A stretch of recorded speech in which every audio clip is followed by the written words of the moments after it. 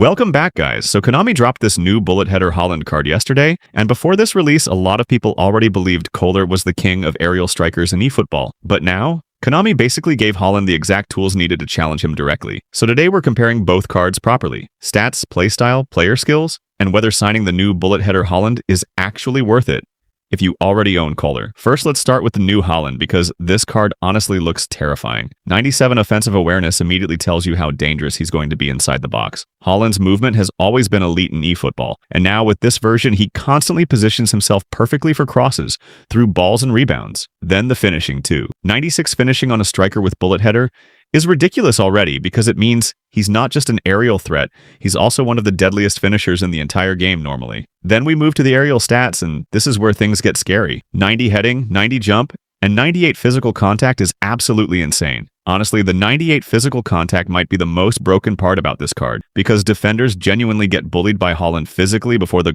cross even arrives. Once he gets into position, stopping him becomes a nightmare. Then there's the pace too. And this is exactly why the new Haaland changes the debate completely. 93 speed and 93 acceleration on a striker with this much physicality should not even exist, because now you're dealing with a striker that can dominate aerially like Koller, while also destroying defensive lines with pure pace. That combination is unbelievably dangerous in the current meta. Then Konami gave him bullet header and willpower too. Bullet header obviously makes his headers insanely powerful and consistent, but willpower is honestly underrated because it boosts shooting performance during matches, so Haaland literally becomes more dangerous as the game progresses. Then we need to talk about the progression too, because this build is honestly perfect for him. Shooting 7 improves his already broken finishing. Dexterity 12 massively boosts his attacking movement and reactions.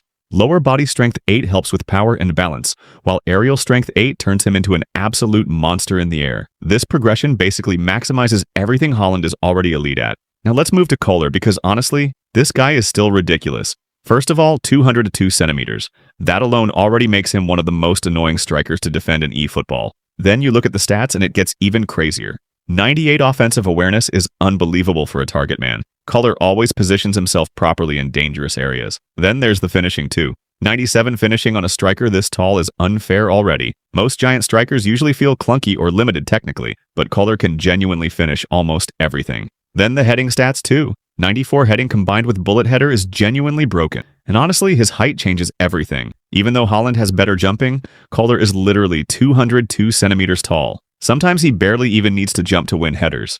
Then there's the physical contact too. 94 physical contact is still elite. Defenders struggle massively against him physically. And just like Haaland, Koller also has bullet header and willpower. So both players are absolutely terrifying in aerial situations. But now we need to talk about the biggest difference between these two players.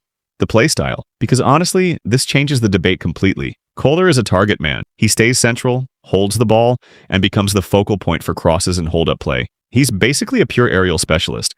But Haaland feels way more complete overall. Haaland can dominate in the air and destroy defenders with pace. That's the biggest difference. Koller is terrifying inside the box. Haaland is terrifying literally everywhere. Then the pace difference is massive too. 93 speed and acceleration compared to Koller's 83 and 82 is not even close. Haaland feels explosive. He can counterattack, make dangerous runs, and stretch defensive lines constantly. Koller feels heavier because he's designed mainly for physical dominance and aerial play. So now the biggest question. Do you need the new bullet header Haaland if you already have Koller? Honestly, yes, if you want the more complete striker.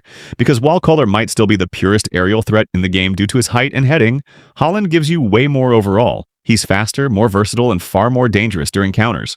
So honestly, Koller owners probably don't need Haaland urgently. But this new Haaland definitely feels like the more broken overall striker.